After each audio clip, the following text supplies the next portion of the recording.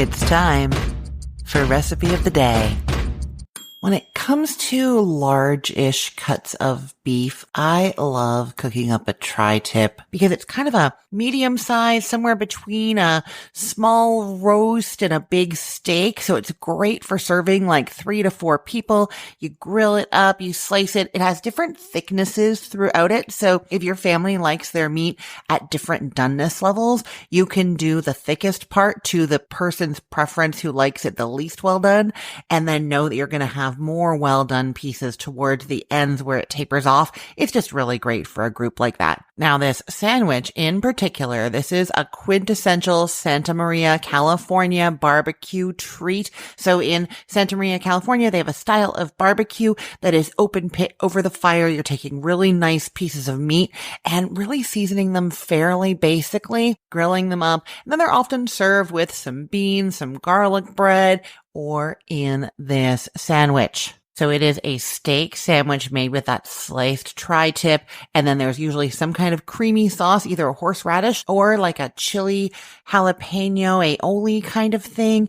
And then there's usually some kind of caramelized onions. There's often some cheese. Sometimes there's arugula. It's all served on like a toasty bun. I'm doing ciabatta.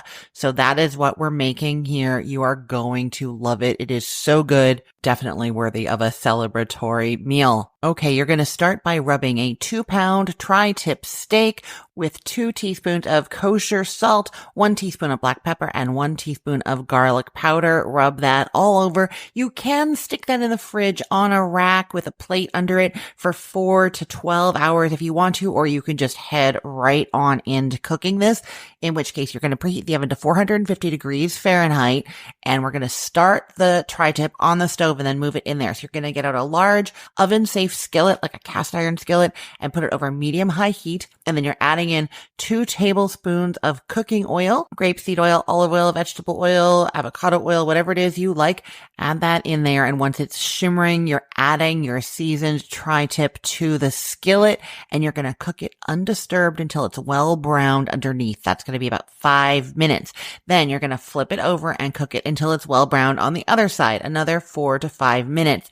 Then you are transferring that whole skillet into your preheated 450 degree Fahrenheit oven until you have the desired internal temperature at that thickest point. So remember, that is, of the people you're serving this to, who likes their steaks the least well done, that is what you're aiming for in that thickest part. I really like to use a probe thermometer that I stick into that thickest part, and then it has like a digital reader that's outside of my oven, so I can watch and take that out about 5 degrees below the temperature that I want it to be at in the end. And I just want to say, I used to always use an instant read thermometer for this kind of thing, and I thought it was fine. I never had any thoughts about it, but then somebody told me about the probe thermometer, and I went and looked on Amazon, and there was a really inexpensive one. I think it was like $19.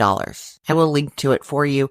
And I bought that, and I use it all the time. I love it so much for grilling, for in the oven. It has really helped me out. So if you don't have one, definitely give it a try. I think it's going to really help you with these kinds of larger cuts of meat for sure. Okay, and so you're taking that out of the oven when it's done, and you're going to put it on a cutting board or a platter and let it rest for 10 minutes. Now, at some point while that steak was cooking, you are going to cook up your red onions. This is a quick caramelization process. If you don't have a red onion or don't want to use a red onion, you can use a sweet onion like a Vidalia onion, or you can use a regular onion. You're just going to want to add extra sugar, brown sugar. When we add the sugar, you're going to put more to make up for the sweetness difference in those onions. Okay, so to cook these onions, you are getting out a large skillet and you're melting a tablespoon of butter in there over medium-high heat. And then you're adding 1 large red onion that you've sliced to that skillet, and you're going to just turn it around in the butter to coat it.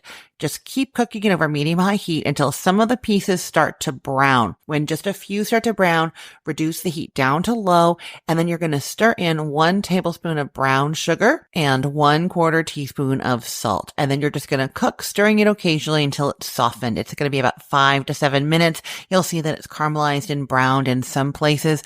That is perfect. Take it off the heat and set that aside. You also need to split your buns open. I've used some ciabatta buns. Like I said, this is traditionally served with either the creamy horseradish sauce or a kind of like spicy aioli. If you want to do the aioli, I'm just going to tell you quickly how to do it. It is 1/2 cup of mayonnaise with 1 minced fresh jalapeno. Keep the seeds in if you want it spicy. Leave the seeds out if you do not. And then a 1/4 teaspoon of lime juice and a little bit of salt to taste. Mix that together. That is your jalapeno aioli. If you wanted to, instead of the fresh jalapeno, you can use 2 tablespoons of chopped pickled jalapeno slices. Chop them up, but then don't use the lime juice because they have enough of that sort of vinegary, briny flavor to them. Okay, so now you have your meat cooked, you have your onions cooked, you have a beautiful, delicious sauce ready, and you're going to want to get out some slices of cheese. It's either provolone or American, or you can use Gouda. You want it sliced, and then you're going to preheat your broiler and set the rack in your oven so that it's going to be about 6 inches from the heating elements.